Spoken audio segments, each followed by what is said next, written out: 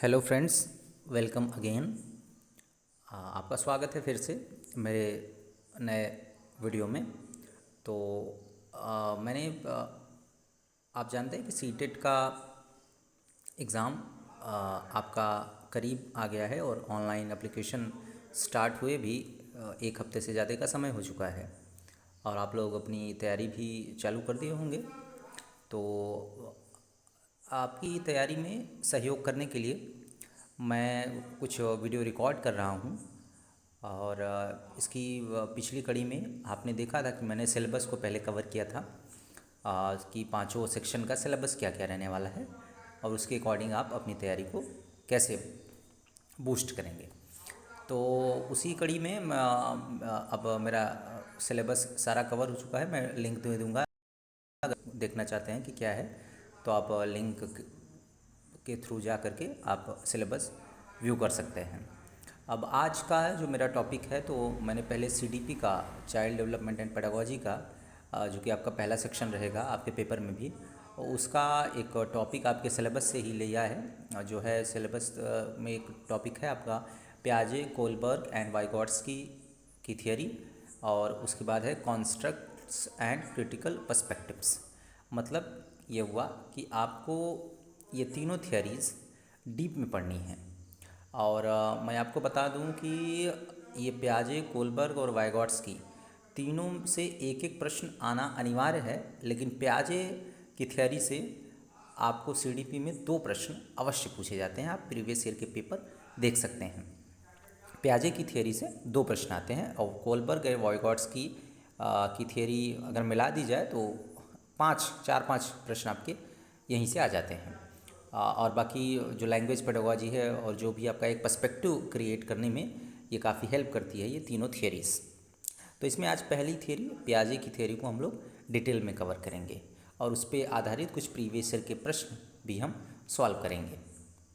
तो let's get started. और आप लोग कॉपी ओपन लेके बैठ जाएं और जो भी आप पढ़ें तो उसका नोट्स ज़रूर बनाया करें और प्रीवियस ईयर के पेपर के साथ रिलेट करके पढ़ेंगे तो आप एक अच्छा रिवीजन कर सकते हैं। एग्ज़ाम के 1-2 दिन पहले आप एक अच्छा रिवीजन कर पाएंगे और आपका जो कॉग्निशन लेवल है वो अच्छा काम करेगा।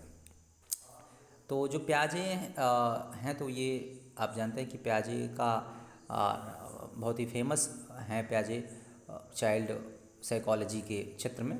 और इनका जो काम था वो 1963 मतलब 20वीं शताब्दी के उत्तरार्ध में आप कह सकते हैं इन्होंने ज़्यादा काम किया है। तो ये एक मॉडर्न साइकोलॉजिस्ट भी हैं और इनका बहुत ही इम्पोर्टेंट रोल है चाइल्ड डेवलपमेंट थियरीज़ को बनाने में। तो प्याजे जो थे इन्होंने पहली बार, देखिए आप इनका नाम भी है, इनकी थियरी को अगर आप देखेंगे तो यहीं से एक प्रश्न बन जाता है, प्याजे थियरी ऑफ कॉग्निटिव डेवलपमेंट। मतलब इन्होंने संज्ञानात्मक विकास का सिद्धांत दिया। संज्ञानात्मक, संज्ञान का मतलब होता है रिलेटेड टू माइंड, आपके दिमाग से संबंधित चीज़ें। तो इन्होंने ये दिमाग, बुद्धि को एक नए तरीके से परिभाषित किया। तो देखिए इसमें पहला पॉइंट है कि बुद्धि को संज्ञानात्मक योग्यताओं का नाम दिया कि आपकी बुद्धि कैसे बनती है। जो आपका इंटेलिजेंस है वो आपकी स्कीमा से रिलेटेड होता है। स्कीमा का मतलब होता है कि आप जो नई नई चीज़ें जन्म के बाद से जो नई नई चीज़ें सीखते जाते हैं तो वो आपकी स्कीमा में जाके एक मेंटल लाइब्रेरी जिसको कहते हैं, आपके दिमाग में भी एक लाइब्रेरी है जिसको स्कीमा बोलते हैं। तो स्कीमा में जाके नए नए नॉलेज सेट होते जाते हैं, ऐड होते जाते हैं और वहीं से आपकी बुद्धि बनती है, इंटेलिजेंस का निर्माण होता है। फिर दूसरा है प्याजे के अनुसार बुद्धि नई परिस्थितियों के प्रति मानसिक अनुकूलन की योग्यता है। ये डेफिनेशन भी कभी कभी एग्जैक्ट देके आपसे पूछ लेता है कि ये डेफिनेशन किसने दी है। फिर स्कीमा देखिए नीचे आ गया थर्ड पॉइंट, ज्ञान, विचार एवं व्यवहारों का एक संगठित समूह होता है स्कीमा। तो स्कीमा वर्ड अगर पूछे कि किसने इंट्रोड्यूस किया तो आपको प्याजे पे टिक कर देना है। अब संज्ञानात्मक विकास की अवस्थाएं, तो इन्होंने बताया कि प्याजे ने पहली बार बताया कि अपने अकॉर्डिंग कि जो विकास होता है बच्चे का, संज्ञानात्मक विकास मतलब उसकी बुद्धि का जो विकास होता है वो कुछ अवस्थाओं से होकर गुजरता है। और इन्होंने बाल विकास की 4 अवस्थाएं बताई हैं। तो इसमें पहली अवस्था है संवेदी पेशी अवस्था, सेंसरी मोटर स्टेज जिसको बोलते हैं। तो ये जन्म से 2 वर्ष तक, बच्चा जब से जन्म लेता है उसके बाद 2 वर्ष तक ये अवस्था रहती है। और जैसा कि आपको इसके नाम से ही स्पष्ट है, सेंसरी मतलब सेंसस के थ्रू, मतलब इस अवस्था में इंद्रिय जनित गामक क्रियाओं के माध्यम से आसपास के वातावरण को जानना और समझना। बच्चा जो है वो केवल मोटर, मतलब अगर हाथ किसी का हिल रहा है, जैसे आपने कोई खिलौना लिया है और बच्चे को दिखाया, फिर बच्चे ऐसे तेज़ से खिलौना ले जाके अपने पीठ के पीछे ले गए और कहिए कि खिलौना गायब हो गया, खिलौना उड़ गया, तो बच्चा नहीं समझ पाता कि आपने उसको पीछे छुपा के रखा है। तो ये होता है कि मतलब वो केवल सेंसेस के थ्रू समझता है और अपनी बात भी हाथ को हिला डुला के या गुस्से में से देख के, रो के, इन चीज़ों के माध्यम से प्रकट करता है। फिर तो ये अवस्था में ऐसा होता है। लेकिन अब देखिए दूसरी अवस्था क्या है, तो ये सेंसस का आपका क्लियर हो गया, ये पहली अवस्था। दूसरी अवस्था पूर्व संक्रियात्मक अवस्था, प्री ऑपरेशनल स्टेज। ये बहुत इंपॉर्टेंट है, अब यहीं से आपका थोड़ा सा कन्फ्यूजन स्टार्ट हो जाता है। सेंसरी मोटर में तो एकदम क्लियर है। अब प्री ऑपरेशनल में क्या क्या होता है, देखो प्री ऑपरेशनल स्टेज 2 से 7 वर्ष तक रहती है, 2 वर्ष से चालू हो जाती है, 7 वर्ष तक ये अवस्था रहती है। अभिव्यक्ति का माध्यम भाषा, इस अवस्था में बच्चा धीरे धीरे भाषा सीखने लगता है, मम्मी पापा भैया भाभी ऐसे अपनी जो मदर टंग है वो सीखने लगता है। फिर परिवेश की वस्तुओं को जानना और उसमें भेद करना, परिवेश की वस्तुओं को भी धीरे धीरे जानने लगता है कि ये गाय है, ये भैंस है, और गाय भैंस में भी अंतर तो नहीं कर पाएगा, मतलब 4 पैर वाला जानवर है तो धीरे धीरे उसमें अंतर भी कर लेता है अंत तक आते आते, लेकिन धीरे धीरे और चीज़ों में समझने लगता है वो, आसपास की चीज़ों को, खिलौना है। तो और फिर संप्रत्यय निर्माण, तो संप्रत्यय निर्माण में तो कॉन्सेप्ट फॉर्मिंग भी होने लगता है, और वस्तुओं को समूहों में विभाजित कर उसको उनको नाम देना। जैसे वस्तुओं को समूह में, खिलौने को अलग समझने लगता है, दूध को समझने लगता है, अपने खिलौने को इकट्ठा करके रखता है कि हाँ ये मेरे खिलौने का कलेक्शन है, तो वो समूह में ग्रुपिंग करने लगता है। सजीव और निर्जीव में विभेद करना, पहले उसको सजीव और निर्जीव में विभेद नहीं होता सेंसरी मोटर स्टेज में, लेकिन धीरे धीरे प्री ऑपरेशनल स्टेज के अंत तक आता है तो उसको विभेद करने लगता है कि सजीव क्या है निर्जीव क्या है। नहीं तो बचपन में देखते होंगे बच्चा अगर गिर गया उसको तो वो फर्श पे मारने लगता है, सोचता है ये सजीव है, इसको मार के फिर कहते हैं हाँ चुप हो जाओ बेटा, मार दिया, ऐसे आप लोग देखते होंगे। तो देखिए सबसे बड़ी बात यह है कि अगर आप सीडीपी पढ़ते हैं तो एक बच्चे को, मतलब कोई भी एक बच्चा जिसको आप जानते हो या जिसको आपने ऑब्जर्व किया हो, तो उसको अपने दिमाग में ज़रूर रखें और वो आप एज्यूम करें कि हाँ हम उसको देख रहे हैं, तब आपको सीडीपी का कॉन्सेप्ट अच्छे से समझ में आएगा। एक बच्चा आपके जरूर दिमाग में ज़रूर फिट होना चाहिए। फिर है आत्म केंद्रित सेल्फ सेंटर्ड, इसमें बच्चा सेल्फ सेंटर्ड ज़्यादा होता है, अपने खिलौनों को किसी के साथ शेयर नहीं करना चाहता। तर्कहीन चिंतन की अवस्था, इसमें बच्चे के पास तर्क करने की एबिलिटी नहीं होती है। ये आप ये देखिए पॉइंट्स बहुत इंपॉर्टेंट हैं, इसी पे प्रश्न पूछ लिए जाते हैं और ये एलिमिनेशन में भी आपकी बहुत सहायता करेंगे। फिर 2 महत्वपूर्ण क्षमताओं का अभाव, ability to reverse and ability to conservation in numbers and quantity. ये समझना बहुत ज़रूरी है। रिवर्सिबिलिटी का जो रूल है कि जैसे बच्चा इस अवस्था में ये नहीं समझ पाता है कि जितना दूर मेरे घर से विद्यालय है उतना ही दूर विद्यालय से मेरा घर है, ये समझने का कॉन्सेप्ट इस अवस्था में नहीं बन पाता, इसी को रिवर्सिबिलिटी कहते हैं। अब फिर है ability of conservation in numbers, जैसे आपने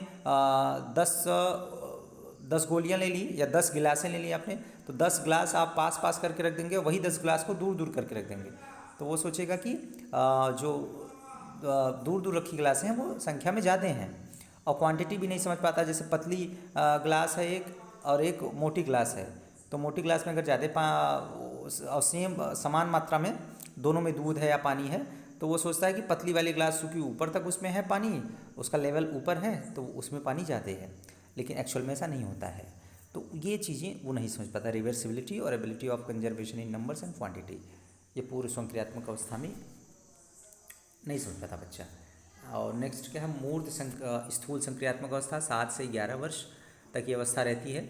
आपको ईयर्स भी याद रखने हैं, और जैसा नाम से भी स्पष्ट है, नाम से स्पष्ट है, मूर्त तो वस्तुओं को पहचानने, उनका विभेदीकरण करने, वर्गीकरण करने की क्षमता का विकास अच्छे से हो जाता है। इस अवस्था में बालकों का मानसिक विकास, जैसे कल्पना, तर्क, चिंतन, प्रत्यक्षीकरण, निर्णय इत्यादि का विकास हो जाता है। तर्क का विकास लेकिन मूर्त उद्दीपक की सहायता से, मतलब अगर मूर्त चीज़ें सामने रखी हैं तभी वो तर्क कर पाएगा, और मतलब अमूर्त चीज़ों को लेकर के वो प्लानिंग या लॉजिक नहीं बना पाएगा।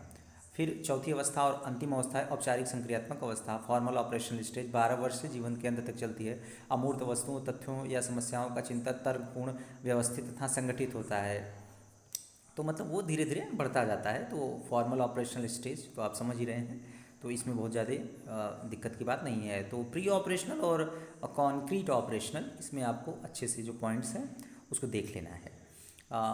तो और देखिए, आगे जो लिखा है फैक्टर्स ऑफ डेवलपमेंट, जैसे पियाजे ने जो थियरी दी उसमें फैक्टर्स कौन कौन है डेवलपमेंट के, तो वो पहला फैक्टर है बायोलॉजिकल मैचुरेशन। मतलब कि जो बच्चा है वो बायोलॉजिकल मैचुरेशन जब उसकी हो जाएगी तभी किसी चीज़ को सीखने में सक्षम होगा। आप उसको सेंसरी मोटर के स्टेज में आप उसको चाहें कि भाषा सिखा दें तो वो नहीं सीख पाएगा। प्री ऑपरेशनल स्टेज में आप उसको चाहें कि तार्किक चिंतन, उसके अंदर तर्क की योग्यता ले आ दें तो नहीं हो पाएगा। उन्होंने कहा कि मतलब बायोलॉजिकल मैचुरेशन के अकॉर्डिंग अगर हम बच्चे के साथ इंटरेक्ट करें तो वो अच्छे से सीख पाएगी। एक्टिविटी, और इन्होंने ये भी बताया कि बच्चा खुद एक्टिविटी करता है और अपनी मेंटल एबिलिटी के अनुसार जो स्टेजेस हैं उसके अनुसार बौद्धिक क्षमता के अनुसार खुद क्रिया करके वातावरण से अपने ज्ञान का सृजन करता है। तो इन्होंने एक एक्टिव लर्नर बच्चे को बताया है पियाजे ने। एक्टिव लर्नर और बेबी साइंटिस्ट भी इन्होंने बच्चे को कहा कि अपने ज्ञान का निर्माण स्वयं करता है एक्टिविटीज़ के माध्यम से। इन्फ्लुएंस ऑफ एनवायरनमेंट, वही आ गया कि इन्वायरमेंट का भी बहुत अच्छा प्रभाव होता है बच्चे के लर्निंग पे। और इन्होंने तो कहा है कि ओपन स्कूल्स बना देने चाहिए, एक फॉर्मल स्कूल ना रहे कि एक टाइमिंग के साथ जा रहा है, एक अच्छे इन्वायरमेंट में रख के पढ़ रहा है। तो पियाजे ने ये भी कही कि इन्वायरमेंट का भी रोल बहुत अच्छा होता है। फिर इक्विलिब्रेशन हो गया, जब ये सारा चीज़ वो करके फिर जब एक फॉर्मल ऑपरेशनल स्टेज में पहुंच जाएगा तो इक्विलिब्रेशन हो जाएगा उसका। अब देखिए इक्विलिब्रेशन में दो चीज़ें हैं, एसिमिलेशन और समंजन। मतलब आत्मसात करना और समंजन माने एकोमोडेशन। तो आत्मसात करना क्या है, तथ्यों को ग्रहण करना, समावेशन, तथ्यों का परिष्करण करना, समायोजन। जैसे बच्चा मान लीजिए कहीं रास्ते में जा रहा है और उसने देखा किसी जगह आग लगी है और फिर राम नामक एक व्यक्ति है जो आग से किसी छोटे बच्चे को उठा के बाहर ले आता है, उसको बचा लेता है। तो अब वो समझ गया और लोग वहाँ के आसपास कहने लगे कि राम साहसी है। तो समझ गया कि हाँ, आग से अगर कोई चीज़ कोई व्यक्ति किसी को बताता है तो वो साहसी होता है। अब उसके दिमाग में एक सेट हो गया। अब अगर कहीं किसी ने आग से किसी व्यक्ति को बचाया तो उस व्यक्ति को वो साहसी बोलेगा, तो ये हुआ समावेशन।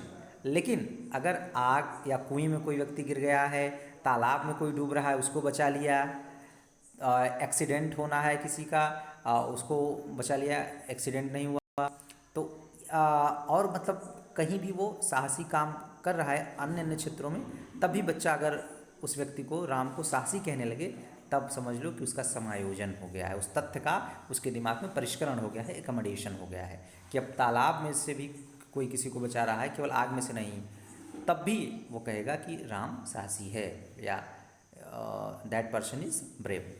तो ये हुआ समायोजन, ये बहुत इंपॉर्टेंट है, ये इस पर प्रश्न आते हैं। फिर पियाजे का योगदान क्या है साइकोलॉजी के क्षेत्र में या चाइल्ड साइकोलॉजी के क्षेत्र में, तो वंशानुक्रम एवं वातावरण को पृथक करना संभव ही नहीं है। उन्होंने बताया था, पियाजे ने बताया हेरिडिटी एंड एनवायरनमेंट साथ साथ चलते हैं, मतलब इन दोनों का रोल लगभग सेम होता है। सीखने के लिए जैविक तत्परता को अधिक महत्वपूर्ण इन्होंने बताया है कि मतलब अगर बायोलॉजिकल रूप से कोई बच्चा तैयार नहीं है, प्री ऑपरेशनल स्टेज में है और आप उससे तर्क की अपेक्षा करते हैं, चिंतन की अपेक्षा करते हैं, तो ये गलत है। जैविक तत्परता आ जाए, वो सक्षम हो जाए बौद्धिक रूप से, तभी आप उसको सिखाइए प्रॉपर चीज़ें। तो ये है पियाजे की थियरी। और मेरा मानना ये है कि आप किसी थियरी को पढ़ते हैं तो अच्छे से उसको डीप में पढ़ लीजिए, उसके बाद उस पर प्रीवियस ईयर के जो प्रश्न हैं सारे कवर कर लीजिए, उसकी नोट्स अच्छे से बना लीजिए। तो अब आइए हम इतनी थियरी पढ़ने के बाद कुछ प्रीवियस ईयर के प्रश्नों को हल करते हैं। अब जैसे पहला, अब हम प्रश्न पे आगे बढ़ते हैं। तो देखिए प्रश्न आपका आ गया, यहाँ देखिए ये 2016 का सीटेट का पेपर है, सितंबर में पेपर हुआ था। तो यहाँ देखिए 17 नंबर का प्रश्न आप अगर देखेंगे तो है कि जीन पियाजे के अनुसार अधिगम के लिए निम्नलिखित में से क्या आवश्यक है। तो इसके चार ऑप्शन हैं, वयस्कों के व्यवहार का अवलोकन, ईश्वरीय न्याय पर विश्वास, शिक्षकों और माता पिता द्वारा पुनर्बलन, शिक्षार्थी के द्वारा पर्यावरण की सक्रिय खोजबीन। तो वयस्कों के व्यवहार का अवलोकन करने से बच्चा सीखना तो पॉसिबल नहीं है, क्योंकि वयस्क गलत व्यवहार भी कर सकते हैं। और फिर ईश्वरीय न्याय पर विश्वास, ये तो कहीं बात ही नहीं की है पियाजे ने। शिक्षकों और माता पिता द्वारा पुनर्बलन तो दे सकते हैं आप, लेकिन उसे सीखना संभव नहीं हो पाएगा। और शिक्षार्थी के द्वारा पर्यावरण की सक्रिय खोजबीन, अगर शिक्षार्थी पर्यावरण को एक्सप्लोर करने में इंटरेस्टेड है तो सीखना उसका आसान हो सकता है। और उन्हें बताया भी है पियाजे ने कि ऐसा बच्चा करता है एक्टिविटीज़ के माध्यम से, पर्यावरण के साथ एक्टिविटी करता है। फिर तो ये ऑप्शन इसमें चौथा ऑप्शन सही हो जाएगा। 18वां प्रश्न है, जीन पियाजे के अनुसार प्रारूप स्कीमा निर्माण वर्तमान योजनाओं के अनुरूप बनाने हेतु नवीन जानकारी में संशोधन और नवीन जानकारी के आधार पर पुरानी योजनाओं में संशोधन के परिणाम के रूप में गठित होता है। इन दो प्रक्रियाओं को जाना जाता है। वही अब देखिए आ गया समावेशन और संयोजन यानी समायोजन, एकोमोडेशन एंड एसिमिलेशन। तो देखिए इसमें 4 ऑप्शन है। ऑप्शन थोड़े कन्फ्यूजिंग है और ऐसे सीटेट में ऐसा अक्सर होता है कि ऑप्शंस कन्फ्यूजिंग रहते हैं। समावेशन और अनुकूलन के रूप में, सामीकरण और संशोधन के रूप में, समायोजन और समायोजन के रूप में, समायोजन और अनुकूलन के रूप में। अनुकूलन तो एडेप्टेशन हो गया, दैट्स अनदर पॉइंट, और अनुकूलन को तो आप तुरंत डिलीट कर दीजिए और एलिमिनेशन का प्रोसेस अपनाइए। और संशोधन तो अलग चीज़ है, समायोजन और समायोजन के रूप में होता है। तो ये इसमें चौथा विकल्प इसमें भी सही हो जाएगा। तो आपको प्रश्न को अच्छे से पढ़ना है ध्यान से, सीटेट में ये भी ध्यान देना है। अब आगे के प्रश्नों को अगर हम देखेंगे, जैसे देखिए अब यहाँ दूसरा प्रश्न है कि निम्नलिखित में से कौन सा कथन पियाजे के सिद्धांत के अनुसार नहीं कहा जा सकता। ये 2000 सीटेट 2019 का पेपर है, दिसंबर में हुआ था पेपर, तो वो है मेरे पास, तो उसका देखिए। तो इसमें 4 ऑप्शन हैं, कौन सा कथन पियाजे के सिद्धांत के अनुसार नहीं कहा जा सकता। नहीं पे देखिए ब्लैक मार्क भी है, तो आपको इसको नहीं को अच्छे से ध्यान देना है। तो विकास गुणात्मक चरणों में होता है, बच्चे अपनी दुनिया के बारे में ज्ञान का निर्माण और उपयोग करते हैं। नहीं कहा जा सकता निरंतर। अब तो पियाजे ने कहा भी था कि विकास गुणात्मक चरणों में होता है, मतलब स्टेजेस के थ्रू होता है, 4 स्टेजेस भी उन्होंने बताई थी। बच्चे अपनी दुनिया के बारे में ज्ञान का निर्माण और उपयोग करते हैं, बच्चे एक्टिव लर्नर हैं, वो ज्ञान का निर्माण करते हैं। और तीसरा, निरंतर अभ्यास से अधिगम होता है। तो अभ्यास की बात तो प्रैक्टिस की बात कहीं की नहीं है पियाजे ने, तो ये तो मुझे लग रहा है कि प्रॉबेबली राइट ऑप्शन। और चौथा भी देख लेते हैं, बच्चे अपने पर्यावरण पर क्रिया करते हैं। हाँ, ये तो बात सही है, बच्चे एक्टिव होते हैं और पर्यावरण की एक्टिविटी के माध्यम से पर्यावरण पर सीखते हैं। The third option is the right option. फिर तीसरा प्रश्न इसमें देखेंगे, तो निम्नलिखित में से कौन सी पूर्व संक्रियात्मक विचार की एक सीमा नहीं है, limit of pre operational stage. देखिए ये प्रश्न थोड़ा सा कॉन्सेप्चुअल है और इसको एनालिसिस के बाद सॉल्व किया जा सकता है। तो अगर आपको इस प्रश्न का उत्तर पता है तो आप कमेंट सेक्शन में ज़रूर बताएं और अपने अगले वीडियो में मैं इसका आंसर आपको बता दूंगा। बाकी आप सीटेट की तैयारी करें अच्छे से और कॉन्सेप्ट्स और प्रीवियस ईयर के प्रश्नों को ज़रूर सॉल्व करें। बाकी फिर अगर आपको वीडियो अच्छा लगे तो कमेंट करें, जो कॉन्सेप्ट ना क्लियर हुआ हो तो आप कमेंट सेक्शन में बताएंगे तो उसको भी मैं कवर करूँगा अपने नेक्स्ट वीडियो में। और बाकी अपनी तैयारी आप अच्छे से करते रहें और सीडीपी को अच्छे से कवर करें, क्योंकि 90 क्वेश्चंस नियर अबाउट इस पे आने हैं। तो फिर मिलेंगे आपसे, तब तक आप अपनी प्रैक्टिस करिए और पढ़ाई को कंटिन्यू करिए। Thank you for watching the video.